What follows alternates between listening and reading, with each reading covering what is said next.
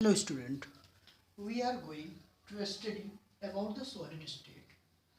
Solid state in lecture number 2. Lecture number 1 में students हम लोगों ने स्टडी की है about the solid states definition.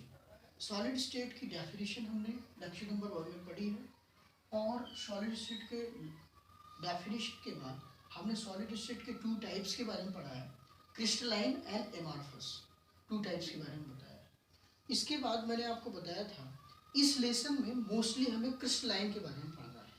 99.9% हमें क्रिस्टलाइन सॉलिड्स के बारे में स्टडी करना है।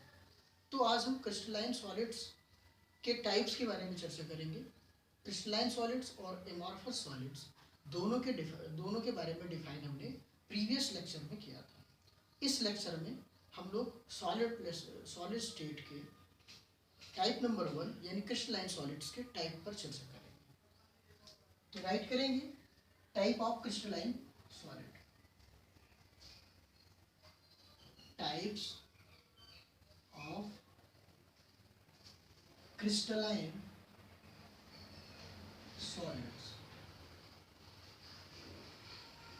क्रिस्टलाइन सॉलिड्स के टाइप पर चर्चा करेंगे। क्रिस्टलाइन सॉलिड्स के कितने टाइप्स होते हैं? 4 टाइप्स होते हैं। कितने टाइप्स होते हैं? 4 टाइप्स। पहला टाइप है आयोनिक, दूसरा टाइप है मेटालिक, थर्ड टाइप है कोवैलेंट, फोर्थ टाइप है molecular. Types of crystalline solids. Crystalline solids का पहला टाइप है आयनिक, दूसरा है मेटालिक, थर्ड है कोवैलेंट एंड इसके बाद मोलेकुलर। ये 4 टाइप हैं क्रिस्टलाइन सॉलिड्स की। इसके हम आज प्रॉपर्टीज़ के बारे में चर्चा करेंगे, जिससे इसकी डेफिनेशन भी क्लियर हो जाएगी और इसकी प्रॉपर्टीज़ भी क्लियर हो जाएगी। इसमें डिफरेंस क्या होता है ये भी क्लियर हो जाएगा। तो सबसे पहले आयनिक, मेटालिक, कोवैलेंट और मोलेकुलर की जो चर्चा है वो हम करेंगे कॉन्स्टिट्यूएंट पार्टिकल के अकॉर्डिंग। कॉन्स्टिट्यूएंट पार्टिकल का मतलब होता है आयन, एटम्स एंड मोलेकुल्स, जिसके बारे में हम प्रीवियस लेक्चर में चर्चा कर चुके हैं। तो आज हम सबसे पहले कॉन्स्टिट्यूएंट पार्टिकल, ये पहली हेडिंग होगी आयनिक की, मेटालिक की एंड कोवैलेंट एंड मोलेकुलर्स। तो इसके according constituent particles, ion, molecules, atoms में इसमें क्या होते हैं चर्चा करेंगे। तो आयनिक में आयन होते हैं। क्या होते हैं? आयन्स। कौन कौन से आयन? 2 टाइप्स के आयन होते हैं, कैटायन और एनायन। तो 2 टाइप्स के आयन इसमें अवेलेबल होंगे। इसके जो पार्टिकल्स होंगे वो 2 टाइप्स के आयन से बने हुए होंगे, वो है कैटायन एंड एनायन, जिसको आप लोग पॉजिटिव एंड नेगेटिव चार्ज कहते हैं। मेटालिक में क्या होगा? मेटालिक एटम होगा, मेटालिक एटम्स।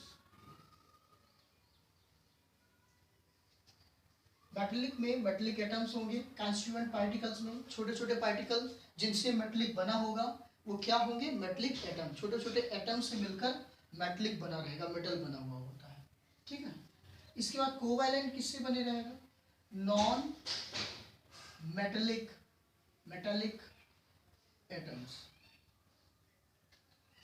ये नॉन मेटालिक एटम से मिलकर बना रहेगा। मॉलिक्यूलर्स किससे बनेंगे? मॉलिक्यूल से बनेंगे, मॉलिक्यूल से बनेंगे, मॉलिक्यूल से बनेंगे। सम टाइप्स ऑफ एलिमेंट्स भी होंगे, डिफरेंट टाइप के होंगे, लेकिन सम टाइप्स ऑफ एटम्स, कुछ विशेष प्रकार के एटम से भी ये मिलकर बनेगी। कौन? मोलेकुल्स। ठीक है। मोलेकुलर जो होंगे, मोलेकुलर्स क्रिस्टलाइन सॉलिड किससे बनता है? मिलकर मोलेकुल्स से मिलकर बनता है। ठीक। इसके बाद दूसरी जो प्रॉपर्टी आएगी, पहली प्रॉपर्टी को समझ लीजिए, कॉन्स्टिट्यूएंट पार्टिकल किनसे मिलकर बना हुआ होता है। तो आयन किससे मिलकर बनेगा? कैटायन और एनायन से मिलकर बनेगा। मेटालिक किससे बनेंगे? मेटालिक एटम से मिलकर बनेंगे। कोवैलेंट किससे बनेंगे? नॉन मेटालिक एटम से मिलकर बनेंगे। मोलेकुलर्स किससे मिलकर बनेगा? ये मोलिक्यूल से मिलकर बनेगा या सम टाइप ऑफ एटम से मिलकर बनेगा। इसके बाद सेकंड नंबर में आइए force of attraction. Force of attraction, force of attraction क्या होता है इसमें, जिसके कारण वो उसके जो पार्टिकल्स होते हैं, किसके, आयनिक, मेटलिक, कोवेलेंट एंड मोलिकुलर के जो पार्टिकल होते हैं वो एक दूसरे के साथ पैक्ड, चिपके हुए होते हैं, बिल्कुल चिपके हुए रहते हैं। किसके कारण, फोर्स ऑफ अट्रैक्शन के कारण। इसके कारण फोर्स ऑफ अट्रैक्शन के कारण। तो इसमें कौन सा, आयनिक में कौन सा फोर्स ऑफ अट्रैक्शन होता है, इलेक्ट्रोस्टैटिक, इलेक्ट्रोस्टैटिक्स ये फोर्स होता है, जिसको आप आयनिक बॉन्ड भी बोलते हो। आयनिक बॉन्ड भी आप लोग इसको बोलते हो, केमिस्ट्री में आयनिक बॉन्ड ही बोलेंगे। इसके बाद मेटलिक में कौन सा ऐसा फोर्स होता है, उसको भी पढ़ लीजिए, मेटलिक बॉन्ड। क्या होता है, मेटलिक बॉन्ड, इसको क्या बोलते हैं, मेटलिक बॉन्ड एक ऐसा फोर्स होता है जिसके कारण मेटल्स के जो एटम्स हैं वो एक दूसरे के साथ क्लोजली पैक्ड होते हैं। इसके बाद नॉन मेटलिक एटम्स जो होते हैं उसमें होता है covalent bond, covalent bond. Covalent bond क्या होते हैं, ये भी फोर्स ऑफ अट्रैक्शन है, एक टाइप ऑफ अट्रैक्शन है जिसके कारण मेटल्स के जो एटम्स हैं वो एक दूसरे के साथ क्लोजली पैक्ड रहते हैं। इसके बाद मोलिक्यूल्स पे चर्चा करिए। मोलिक्यूल्स क्या, मोलिक्यूल्स में ऐसा कौन सा मतलब फोर्स होता है जिसके कारण वो एक दूसरे से क्लोजली पैक्ड रहते हैं। तो इसमें होता है वॉन डर वाल फोर्स, वॉन डर वाल फोर्स। ये सारी फोर्सेस के बारे में क्लास 11th में पूरा स्टेप बाय स्टेप डिक्लेयर है। आपको यहाँ पे ये समझना है किस फोर्स के कारण इसके जो एटम्स हैं या इसके जो पार्टिकल्स हैं वो एक दूसरे के साथ क्लोजली पैक्ड रहते हैं, यानी कि चिपके हुए होते हैं। तो आपको मैंने ये टाइप ऑफ फोर्सेस बता दिया, किससे मिलकर बने होते हैं उसको बता दिया। नंबर 3 में आइए, इसके मेल्टिंग पॉइंट में आते हैं। मेल्टिंग पॉइंट, बॉइलिंग पॉइंट भी ले लेते हैं साथ में ही, बॉइलिंग पॉइंट। तो melting and boiling point third है। तो इसमें कितना मेल्ट होने का मतलब पिघलना। जैसे आप नॉर्मली ले लीजिए एग्जांपल के तौर पे, जैसे आपके पास आयरन है मेटलिक में, तो आयरन है तो उसको पिघलने में, one form to another form में कन्वर्ट होने के लिए, one state to another state में कन्वर्ट होने के लिए कौन सा फोर्स लगेगा, ठीक है, कौन सा फोर्स लगेगा ये तो आपको पता है। और कितना टेम्परेचर लगेगा इसके बारे में देख लीजिए। इसमें हाई टेम्परेचर की आवश्यकता होती है, किसकी आवश्यकता होती है, आयनिक में हाई टेम्परेचर की आवश्यकता होती है। रीजन ये है कि इसको जो है आयन के रूप में आगे अलग अलग मतलब इसको डिस्ट्रीब्यूट करना पड़ता है, जिसको आप लोग बोलते हो, क्या बोलते हो, मोल्टेन। मोल्टेन स्टेट में इसको कन्वर्ट करना पड़ता है। किस स्टेट में कन्वर्ट करना पड़ता है, मोल्टेन स्टेट में। इसके बाद देखिए इसको मोल्टेन स्टेट में कन्वर्ट करेंगे तो इस मोल्टेन स्टेट में कन्वर्ट करने के लिए जो है आपको हाई टेम्परेचर की आवश्यकता होगी। इसमें क्या, कैसी टेम्परेचर की आवश्यकता होगी, मेटल है, आप जानते हैं इसको पिघलाने में, इसके स्टेट को चेंज करने में हाई टेम्परेचर की आवश्यकता होगी। तो इसका मेल्टिंग पॉइंट या बॉइलिंग पॉइंट क्या हो जाएगा, हाई। इसके बाद देखिए ये कोवैलेंट जो फोर्सेस होते हैं, कोवैलेंट बॉन्ड से इसके एटम्स जो है एक दूसरे के साथ क्लोजली पैक्ड रहते हैं। इसको अलग अलग करने के लिए वेरी हाई टेम्परेचर की आवश्यकता होती है। वेरी हाई टेम्परेचर आप देंगे तब जाके इसके मोलिक्यूल्स अलग अलग होंगे, एक दूसरे से दूर हटेंगे, one state to another state होंगे। इसके बाद देखिए इसका एग्जांपल है सिलिका। तो silica one type of soil, मिट्टी है एक प्रकार की, तो उसको अगर आप जो है क्या करते हैं, अलग अलग उसके एटम्स को करेंगे तो वेरी हाई आपको जो है क्या करना पड़ेगा, टेम्परेचर देना पड़ेगा। इसके बाद देखिए मोलिक्यूल्स में आ जाइए। तो मोलिकुलर में लो, ध्यान दीजिए, जैसे H2O है, वो H2O है मतलब जल है, और इसको one form to another form में करना, one state to another state, तो आप 100 डिग्री टेम्परेचर पे हीट कर देते हैं और one form to another form में, one state to another state में वो कन्वर्ट हो जाता है। ओके, नाउ फोर्थ टॉपिक पे हम चर्चा करते हैं। फोर्थ क्या है, फोर्थ है कंडक्टिविटी।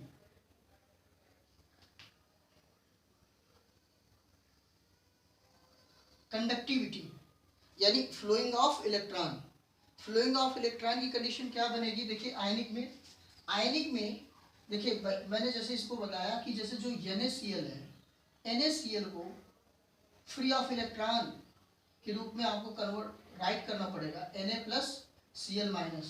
देखिए इसमें फ्री इलेक्ट्रॉन्स हुए, ठीक है, फ्री इलेक्ट्रॉन्स होंगे तभी इसकी कंडक्टिविटी हम इंक्लूड करेंगे, कैलकुलेट कर सकते हैं, ठीक है। बाकी इसका कंडक्टिविटी हम कैलकुलेट नहीं कर सकते। साल्ट के रूप में मैंने एग्जांपल दिया है, तो इसको आप लिख सकते हैं मोल्टेन स्टेट में इसको कन्वर्ट करना पड़ता है। किस स्टेट में, याद रखिएगा word molten state.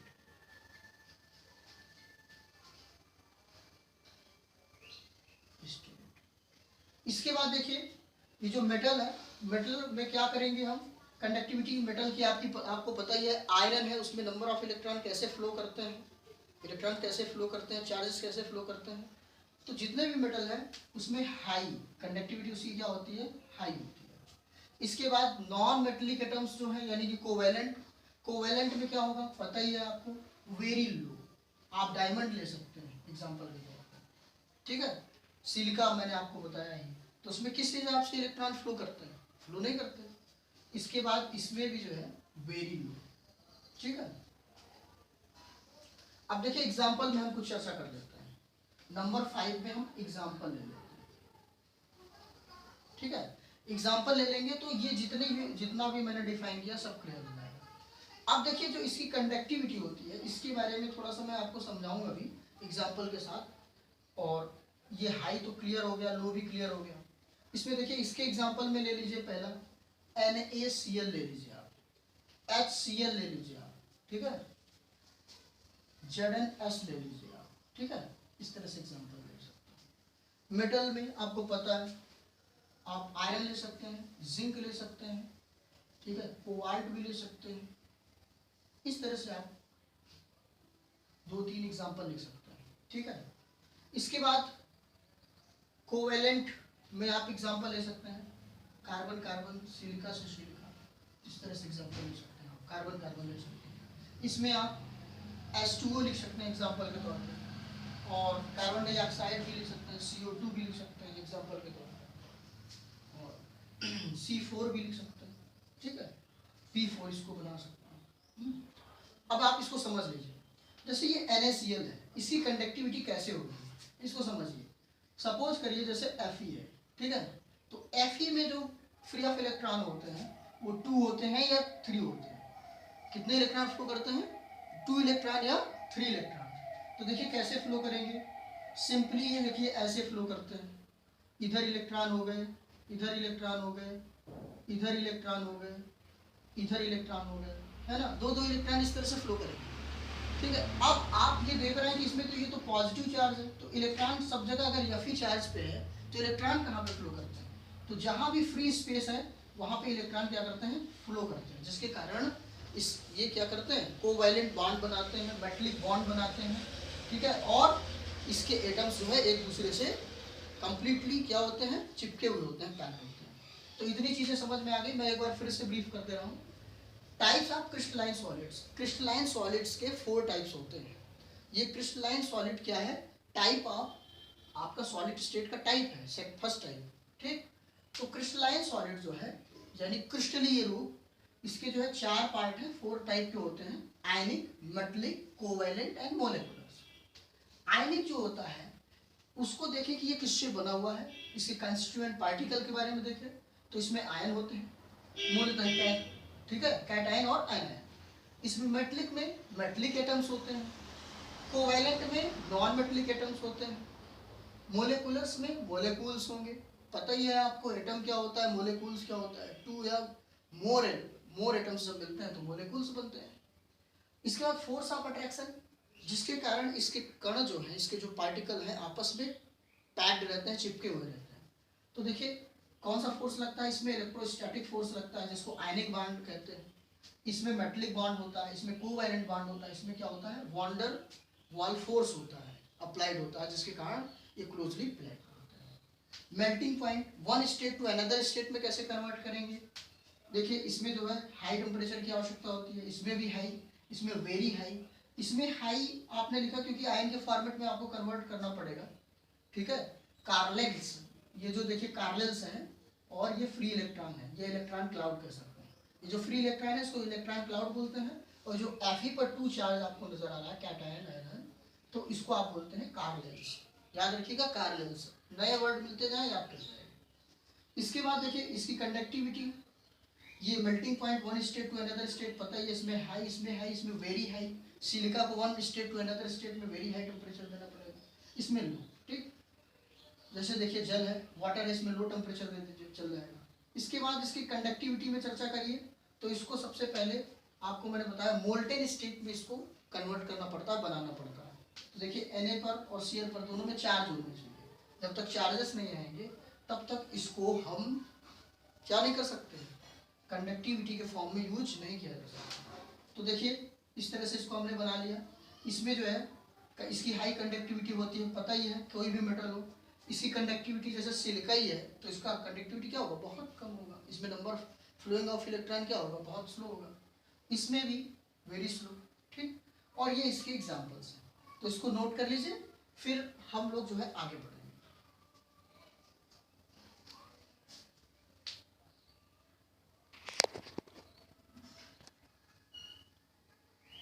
Students, solid state के, अभी सॉलिड स्टेट में हमने डिफाइन किया क्रिस्टलाइन के टाइप्स पर। अब एक वेरी इंपॉर्टेंट टॉपिक है, इसके आगे जो है वेरी इंपॉर्टेंट टॉपिक है, उसको आप लोग अच्छे ढंग से पढ़िएगा। बोर्ड एग्जामिनेशन में 3 मार्क्स के क्वेश्चन इससे भी बनने के चांसेस होते हैं। तो सबसे पहले मैं कुछ इसके वर्ड्स हैं उसको समझा दे रहा हूँ, जिससे कि आपको आगे के जैसे यूनिट सेल्स वगैरह की जो डेफिनेशन होगी उसमें प्रॉब्लम्स नहीं होगी। तो सबसे पहला वर्ड है, ये नया वर्ड होगा, इसको आप लोग अब क्या करेंगे, समझेंगे, डीपली समझेंगे, और समझने के बाद इसको आगे बढ़ेंगे। ठीक है, लर्न करेंगे। देखिए एक वर्ड है लैटिस। अब लैटिस वर्ड मैंने राइट कर लिया, अब समझिए लैटिस है क्या। सबसे पहले इसको मैं डिफाइन कर दे रहा हूँ, फिर आपको अंडरस्टूड। रेगुलर अरेंज, लिखते जाइए, मेंट ऑफ कॉन्स्टिट्यूएंट पार्टिकल। सभी को पता है इसमें क्या होता है, कॉन्स्टिट्यूएंट पार्टिकल में आयन होते हैं, मोलिक्यूल्स होते हैं, एटम्स होते हैं, पता है। Constituent particles in 3D, regular arrangement of constituent particle in 3D, ये लिख सकते हैं। और सिंपली आप लिख सकते हैं रेगुलर अरेंजमेंट ऑफ पॉइंट। ये केवल राइट कर दिया हूं मैं आपको अंडरस्टैंड करने के लिए, समझाने के लिए। देखिए लेकिन ये डेफिनेशन क्लियर होगी, regular arrangement of constituent particle in 3D। 3D shape में रेगुलर जो अरेंजमेंट बनाई जाएगी, रेगुलर जो अरेंजमेंट बनाई जाएगी उसको आप लैटिस कहेंगे। फिर से समझ लीजिए, 3D शेप में, ठीक है, जैसे spare, cuboid, cube, 3D shape में जो भी क्या बनाया जाएगा, अरेंजमेंट किया जाएगा, 3D शेप में जो भी अरेंजमेंट किया जाएगा, रेगुलर, रेगुलर का मतलब फिक्स होना चाहिए, डेफिनेट होनी चाहिए, निश्चित होनी चाहिए। जो भी अरेंजमेंट बनाई जाएगी 3D शेप में, ठीक है, तो उसे आप क्या कहते हैं, लैटिस कहते हैं। क्या कहते हैं, लैटिस। आप एक सिंपली समझ लीजिए, जैसे एक घर बनाना है तो उसमें नंबर ऑफ ब्रिक्स लगते हैं, यानी कि ईंट, नंबर ऑफ क्या लगते हैं, ब्रिक्स लगते हैं। तो ब्रिक एक क्या है, लैटिस है। ब्रिक एक क्या है, एग्जाम्पल के तौर पे आप समझ रहे हैं, ब्रिक एक क्या है, लैटिस है। ओके, तो चलिए हम इसको डिफाइन करते हैं। देखिए एक मैं आपको बना रहा हूँ, रेगुलर अरेंजमेंट करते हैं। देखिए एक पॉइंट ये है, दूसरा पॉइंट ये है, तीसरा पॉइंट ये, फोर्थ, फिफ्थ एंड सिक्स। हम रेगुलर अरेंजमेंट करेंगे, इनके बीच का जो डिस्टेंस है वो बिल्कुल इक्वल होगा। इन दोनों पॉइंट के बीच में एक अरेंजमेंट ये ऐसा, वन पॉइंट, इसके बीच में एक अरेंजमेंट, दोनों के बीच में डिस्टेंस देखिए बराबर हो, एक अरेंजमेंट ये देखिए, दोनों के बीच में होना चाहिए। कितने पॉइंट होंगे, 1 2 3 4 5 6, 1 2 3 4 5 6, ये रेगुलर अरेंजमेंट है। फिर से देख लीजिए, ये देखिए रेगुलर अरेंजमेंट है, इन्हें हम क्या कहते हैं, रेगुलर अरेंजमेंट। सबको समझ में आ रहा होगा, रेगुलर अरेंजमेंट का मतलब एक डेफिनेट शेप मिलना चाहिए, फिक्स शेप मिलना चाहिए, ठीक। अब देखिए ये जो पॉइंट्स हैं, ये क्या है, पॉइंट, ये क्या कहलाएंगे, लैटिस कहलाएंगे। क्या कहलाएंगे, रेगुलर अरेंजमेंट ऑफ पॉइंट। इसे आप देखिए, ये ढेर सारे जो पॉइंट हैं रेगुलर अरेंजमेंट, अभी 3D शेप इस पे बनाऊंगा मैं, 3D शेप बना नहीं हूँ। तो ये रेगुलर अरेंजमेंट जो मैंने कर दिया, रेगुलर अरेंजमेंट को आप लोग क्या बोलेंगे, लैटिस बोलेंगे। और इसे आप क्या बोलेंगे, lattice point, lattice point. Lattice, lattice जिस पॉइंट से बना हुआ होता है उसे लैटिस पॉइंट बोलते हैं। जैसे ये घर है, तो ये घर किससे बना है, ईंट से, तो ईंट क्या कहलाएगा, एक लैटिस पॉइंट बन जाएगा। ईंट क्या कहलाएगा, एक लैटिस पॉइंट कहलाएगा। दिस इज ब्रिक, ब्रिक के बारे में चर्चा कर रहा हूँ। तो लैटिस पॉइंट आपको ये समझ में आ गया। अब देखिए इसका एक 3D शेप बनाते हैं, एक अरेंजमेंट करते हैं। देखिए ध्यान से समझिए, देखिए मैंने एक लाइन ये ड्रॉ किया, एक लाइन देखिए ये ड्रॉ किया, एक लाइन ये, एक लाइन ये, ठीक। रेगुलर अरेंजमेंट करना है। फिर इसी तरह से ये देखिए, अब देखिए ये आपको एक 3D शेप मिल गया। क्या मिल गया आपको, क्यूब मिला या क्यूबाइड मिला। ये क्यूब का शेप है या क्यूबाइड का शेप है। तो ये number of lattice point, number of lattice point से एक लैटिस मिला, एक 3D क्या मिला, शेप मिला। इसी शेप को अगर आप आगे बढ़ाना चाहते हैं तो ये देखिए इस तरह से आप आगे बढ़ाएंगे, ठीक है। रेगुलर अरेंजमेंट आप करेंगे, ये देखिए, ठीक। इस तरह से आप कंटिन्यू आगे बढ़ा सकते हैं। फिर से देखिए इस तरह से अरेंजमेंट आप करेंगे। इसी तरह से अरेंजमेंट को आपको आगे बढ़ाना है। ये देखिए रेगुलर अरेंजमेंट होना चाहिए। कैसा अरेंजमेंट होना चाहिए, रेगुलर अरेंजमेंट होना चाहिए। अब देखिए इसमें कुछ कमी नजर आ रही है, इसको ऐसे बना लीजिए, और कमी आ रही है, ये कर लीजिए। तो देखिए कंटिन्यू आपको क्या मिल रहा है, क्यूब का शेप मिल रहा है। कंटिन्यू आपको क्या मिल रहा है, थोड़ा समझने वाली बात है। कंटिन्यू आपको क्यूब का क्या मिल रहा है, शेप मिल रहा है। रेगुलर अरेंजमेंट इसी को कहते हैं। इंग्लिश और हिंदी, बहुत लोग कमेंट करते हैं कि इंग्लिश नहीं समझ में आ रही, कुछ लोग हिंदी नहीं समझ आ रही। बिल्कुल बेसिक है। आप हेडफोन लगाइए, कॉन्शियस होइए, कंसंट्रेशन बनाइए और इसको बिल्कुल इसमें खो जाइए। ये लॉजिक लेसन है, बहुत ईजी लेसन है, 3 मार्क्स के लिए है।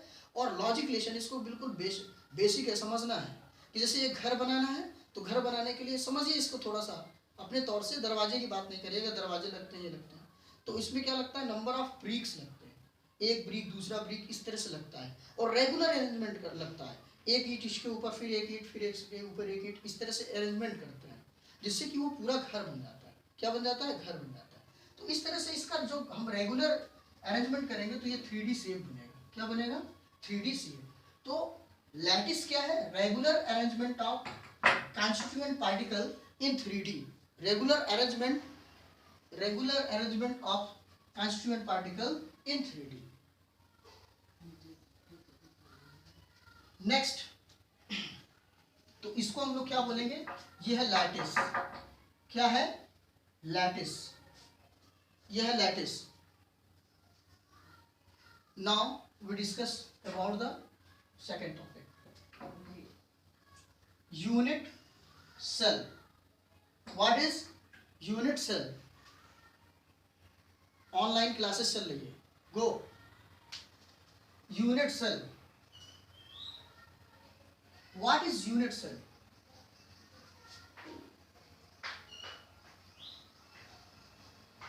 The smallest 3D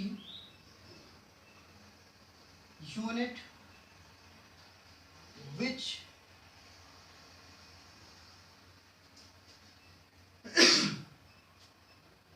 form lattice after repetition is called unit cell. बहुत बेसिक है ये, इसको समझिए थोड़ा सा, बहुत बेसिक्स है। देखिए, the smallest 3D unit which form lattice after repetition या repeating after repetition is called unit cell. कहने का मतलब आप इसको बेसिकली समझ लीजिए। यूनिट सेल का मतलब होता है, जैसे एक पूरा घर बनाना है तो उस घर को बनाने के लिए एक एक ईंट को आपको कंटिन्यू रेगुलर जोड़ना पड़ता है। तो जो एक ईंट होगा उसे हम क्या कहेंगे यहाँ पे, यूनिट सेल। इसमें कंफ्यूज नहीं होगा लैटिस में और लैटिस पॉइंट में और यूनिट सेल में, फिर मैं भी डिफाइन करूँगा। तो यूनिट सेल समझ में आ गया, बहुत ही बेसिक है, बहुत ही बेसिक है लैटिस। यूनिट सेल का मतलब यूनिट, कहते हैं ना इकाई, यूनिट। तो ये जो घर बना है एक एक ईंट से बना है, तो उसे आप क्या कहते हो, यूनिट सेल कहोगे। क्या बोलोगे, यूनिट सेल। तो द स्मॉलेस्ट 3D यूनिट, ये जो स्मॉलेस्ट 3D यूनिट्स है, 1 यूनिट्स बना हुआ है, विच फ्रॉम लैटिस, जो कि लैटिस से बना हुआ है और वो रिपीट कर रहा हो, कंटिन्यू बना हुआ हो, उसे क्या बोलते हैं, यूनिट सेल। क्या बोलते हैं, यूनिट सेल। सबको समझ में आ गया। यूनिट सेल के बारे में ही कंटिन्यू आपको पढ़ना है। अब देखिए यूनिट सेल के बारे में कंटिन्यू पढ़िए। टाइप्स ऑफ यूनिट सेल, अब टाइप्स में आ जाइए। यूनिट सेल ढेर सारी बुक्स में आप खोजेंगे, टीचर्स भी बताएंगे आपको कि यूनिट सेल के 4 टाइप्स होते हैं, और कुछ लोग बताएंगे यूनिट सेल के 2 टाइप्स होते हैं। तो देख लीजिए, मैं इसको 2 टाइप्स बताता हूँ, फिर 3 टाइप्स बता दूंगा। तो 3 टाइप्स नेक्स्ट बताऊंगा। तो पहला होता है सिंपल यूनिट, इसको बुक्स में प्रिमिटिव्स भी लिखा है, primitive unit cell. Very important है, बहुत ही इंपॉर्टेंट है। दूसरा है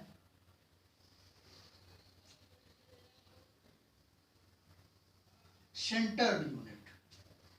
क्या है, सेंटर्ड यूनिट सेल। समझ लीजिए,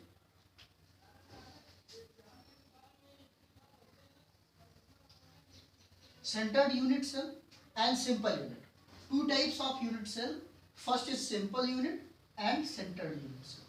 तो जो टाइप ऑफ यूनिट सेल है वो 2 टाइप की होती है। कितने टाइप की होती है, 2 टाइप की। अभी कॉमनली समझ लीजिए, अलग अलग ऑथर अलग अलग टाइप्स बताते हैं।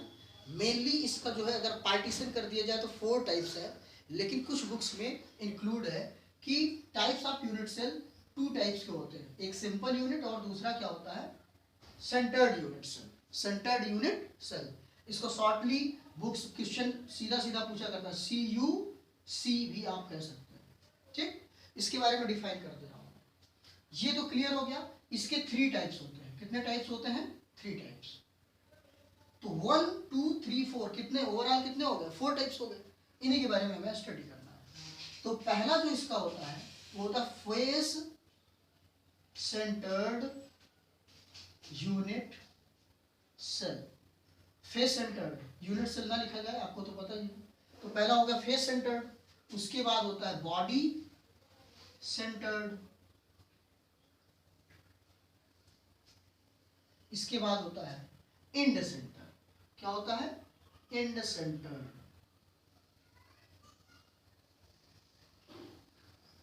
अब समझ लीजिए, 1 2 3 4, तो कितने टाइप्स हो गए। Type of unit cell 4 types के होते हैं। सिंपल, देखिए सिंपल यूनिट होता है या प्रिमिटिव्स करके याद कर सकते हैं। ठीक है, याद कर लीजिए सिंपल यूनिट्स। पहला है सिंपल यूनिट्स, क्या है इसके बारे में डिफाइन कर रहा हूँ, अभी बिल्कुल क्लियर हो जाएगा, डोंट वरी। फिलहाल इतनी चीजें समझ में आनी चाहिए, उसके बाद की चीजें मैं एक एक को डिफाइन कर दूंगा, बिल्कुल इजिली, बिल्कुल इजिली समझ में आ जाएगा। तो पहला होता है सिंपल सेल, ठीक है, सिंपल यूनिट सेल, ठीक है, प्रिमिटिव यूनिट सेल भी इसको कहते हैं। दूसरा होता है फेस सेंटर्ड यूनिट सेल, इसके बाद होता है बॉडी सेंटर यूनिट सेल, फिर होता है एंड यूनिट सेल। ठीक है, end unit cell, end centred unit cell. इसको नोट कर लीजिएगा और मैं आपको बता रहा हूँ, फिर से समझ लीजिए आप। लैटिस, सबसे पहले आपको समझना था लैटिस। तो लैटिस क्या होता है, लैटिस है regular arrangement, regular arrangement, fix, 1 point इधर फिर 1 पॉइंट इधर फिर 1 पॉइंट इधर, फिक्स अरेंजमेंट। ठीक है, रेगुलर अरेंजमेंट होगा of constituent particle in 3D of regular arrangement of point. ये आप कह सकते हैं या तो ये कह सकते हैं, ये मैंने आपको एग्जांपल बताने के लिए डेफिनेशन बताई है। ठीक है, तो रेगुलर अरेंजमेंट 3D के शेप में जो भी होगा, ठीक है, कंस्टिट्यूएंट पार्टिकल, उसको आप लैटिस कहेंगे। ठीक, लैटिस, जो लैटिस पॉइंट होगा जिससे मिलकर लैटिस बनता है उसको लैटिस पॉइंट बोलते हैं। अब लैटिस देखिए, ये लैटिस है, ये 3D शेप है और इसे आप टोटल रो रेगुलर अरेंजमेंट है 1 2 3 4, इसे आप ओवरऑल क्या कहेंगे, लैटिस कहेंगे। और ये जो 3D शेप है ये भी लैटिस के अंतर्गत ही आएगा। अब देखिए ये जो 3D शेप में है, इसमें 1 2 3 इस तरह से 3 क्यूबिक शेप है। कितने क्यूबिक शेप है? 3। तो इसका जो 1 पार्ट है उसको आप बोलते हो यूनिट सेल। क्या बोलते हो? Unit cell. समझ लीजिए इसको। The smallest 3D unit which form lattice after repetition is called unit cell. Okay, समझ में आ गया ना? आपको कोई दिक्कत नहीं है कि 3D शेप का मतलब होता है जिसमें लेंथ, ब्रीथ, हाइट सारी चीजें इंक्लूडिंग हो। ठीक है, तो उसे 3D शेप कहेंगे।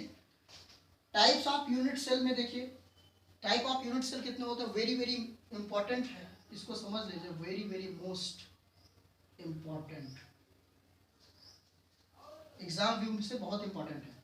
तो simple unit cell, face centred unit cell, body centred unit cell और एंड सेंटर्ड यूनिट सेल। इन चारों के नाम आपको लिखकर याद कर लेना है। 2-3 बार रिपीट करेंगे तो लर्न हो जाएगा। एक एक के बारे में डिफाइन कर रहा हूँ कि किसमें कितने एटम्स होते हैं, या मॉलिक्यूल्स होते हैं, या आयन होते हैं। एग्जाम्स में आता है, आप लोग इसको नोट कर लीजिए, फिर मैं इसको क्लीन कर दूँ।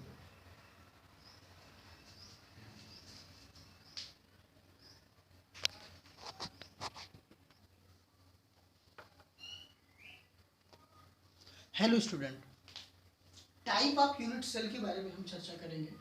टाइप ऑफ यूनिट सेल में हमने 4 टाइप्स आपको बताया। अब 4 टाइप्स के यूनिट सेल में ईच को हम डिफाइन करेंगे और नंबर ऑफ एटम्स या मॉलिक्यूल्स कितने होते हैं उसके बारे में चर्चा करेंगे। Now we go on. देखिए पहला जो मैंने आपको बताया वो था सिंपल। इसको मैंने बताया था कि आप प्रिमिटिव्स भी बोल सकते हैं। एग्जाम्पल्स एग्जाम में है, आपके एनसीईआरटी के बुक में है, नोटेड है। तो simple unit cell, simple unit cell क्या होता है इसको समझ लीजिए। देखिए अभी मैं आपके पास एक क्यूबिक शेप लेके आया था, क्यूबिक शेप के बारे में बताया था। तो सबसे पहले we have to think about this.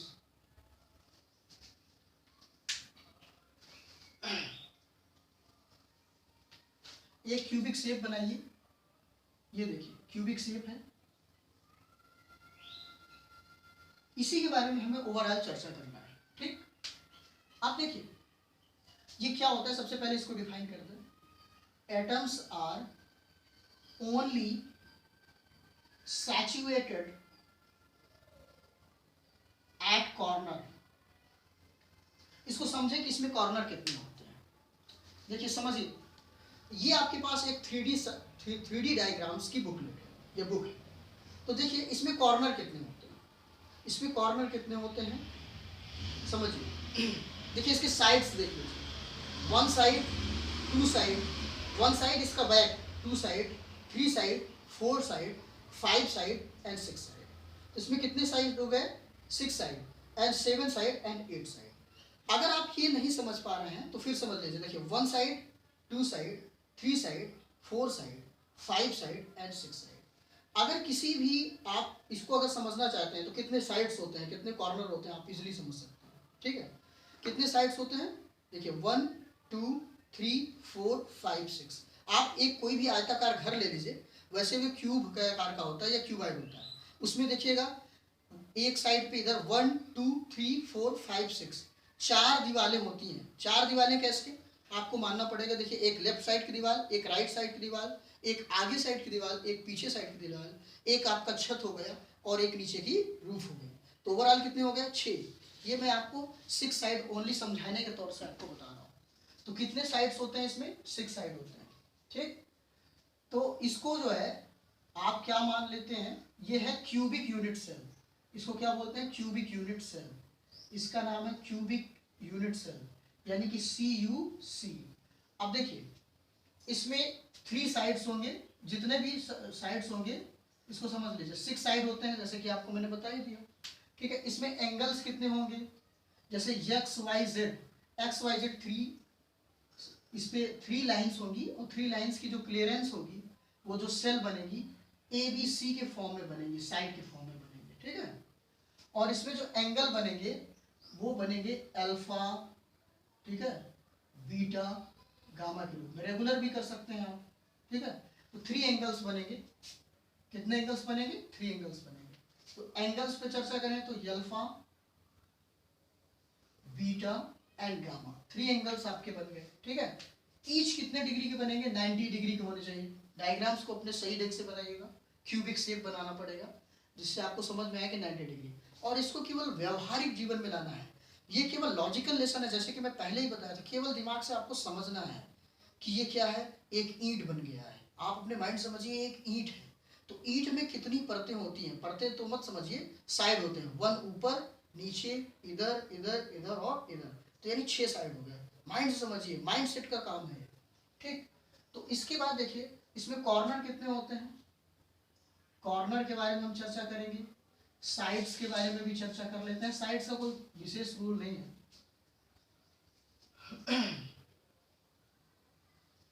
ठीक, अब समझिए इसको, इसके कॉर्नर कितने होते हैं साइड के बाद।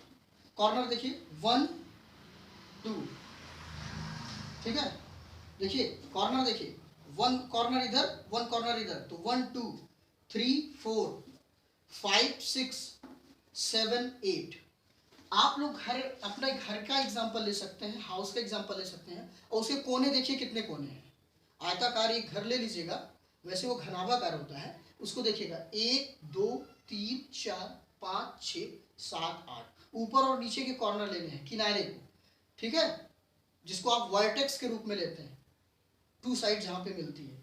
तो इस तरह से जो कॉर्नर होंगे वो कितने हो जाएंगे 8, साइड्स कितने हो जाते हैं 6। इतनी चीजें तो आपको समझ में आ गई। इसको आप फेसेस बोलेंगे, क्या बोलेंगे, फेसेस। तो फेसेस कितने होते हैं 6, फेसेस कितने होते हैं 6। फेसेस का मतलब आप समझ लीजिए दीवारें 1 2 3 4 5 एंड 6। घर ले लीजिएगा, घर के एग्जांपल ले लीजिएगा, दीवारों के बारे में है, 6 दीवारें होती हैं, और उसमें जो कॉर्नर होता है वो कितना होता है 8 कॉर्नर।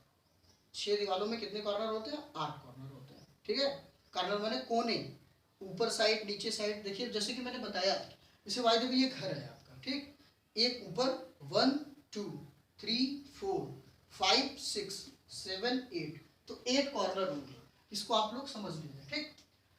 अब इसमें सेल की बात करते हैं, प्रैक्टिकल देखिए 1 2 3 4 5, देखिए 1 corner 2 corner 3 corner 4 corner 5 corner 6 corner 7 corner 8 corner, तो कितने कॉर्नर हो गए 8। ओवरऑल कितने कॉर्नर हो गए 8, और 8 का जो डिवीजन होगा वो 8 पार्ट में डिवीजन होगा। 8 का कितने पार्ट में डिवीजन होगा 8, क्योंकि 8 कॉर्नर है, 8 एटम है, तो 8 पार्ट में इसका क्या होगा डिवीजन होगा। एक आप एग्जांपल के तौर पे ले सकते हैं, एक बॉल लीजिए और उसको जो है एक क्यूबाइड में अंदर डालिए, ठीक है, और उसको 8 पार्ट में बांट दीजिए।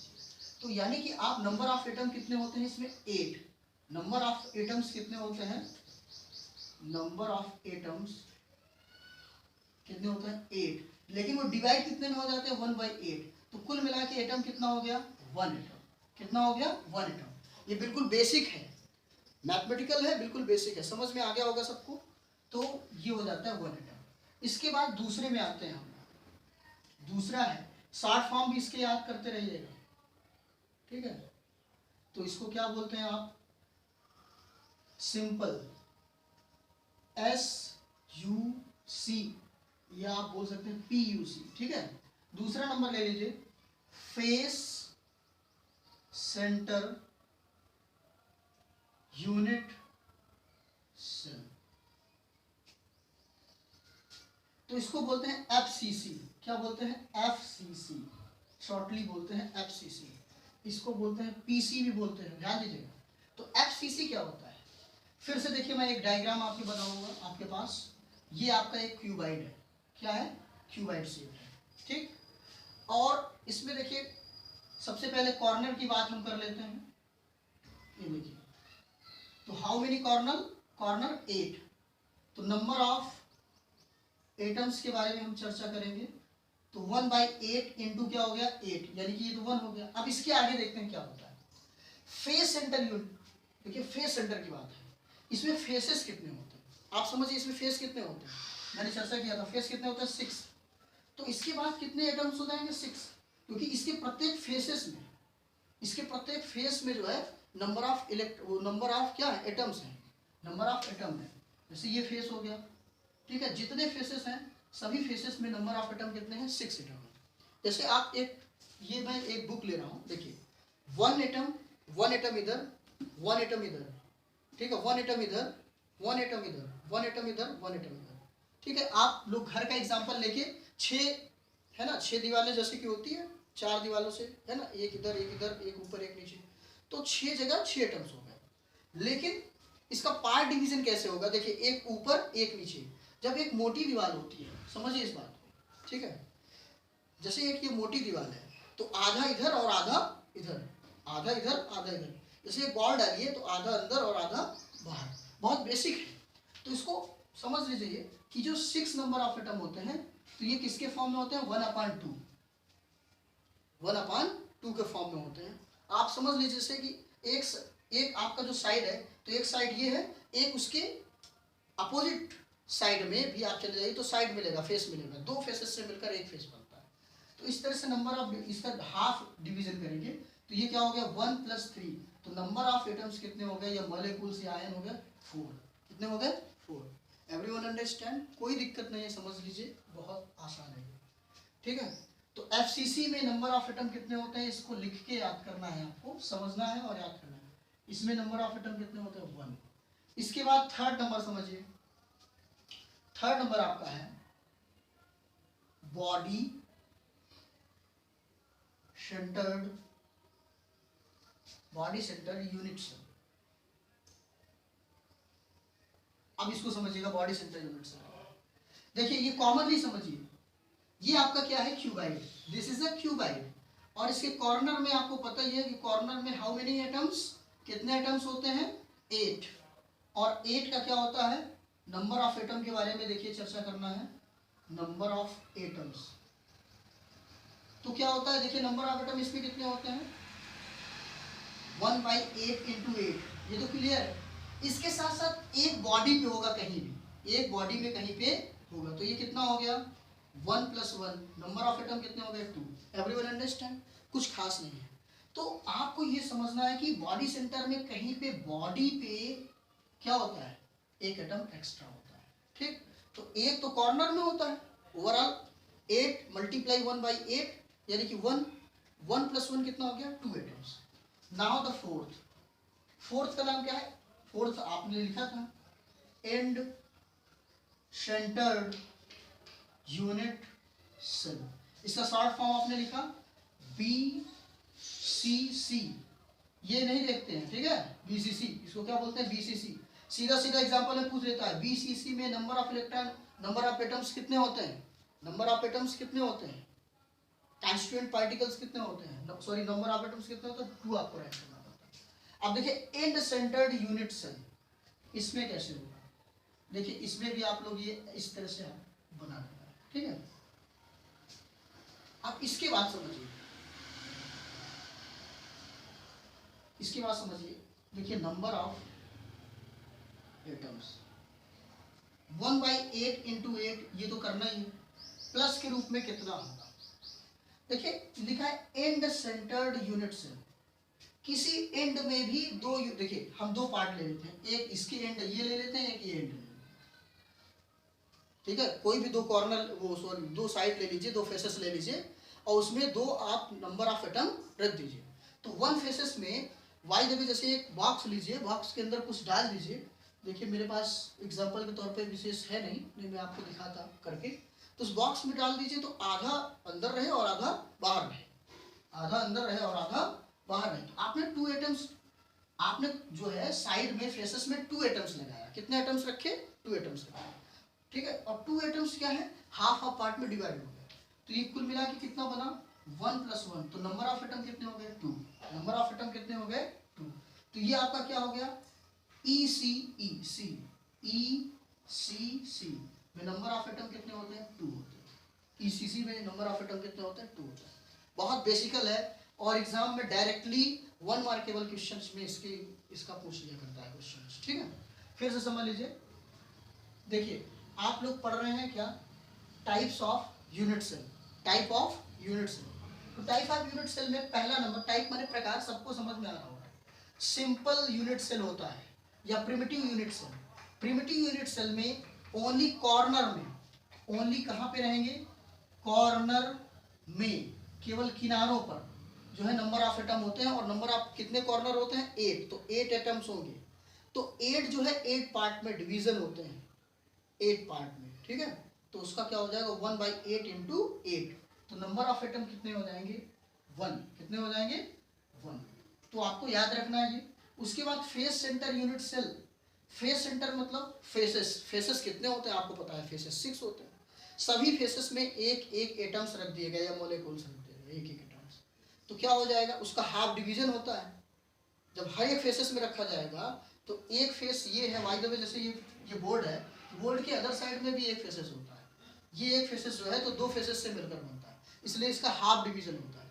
तो कॉर्नर में तो आपको पता है 1, कॉर्नर में आपको कितना पता है 1, और ये फेस में 6 मल्टीप्लाई हाफ, तो कुल मिला के कितना हो जाएगा।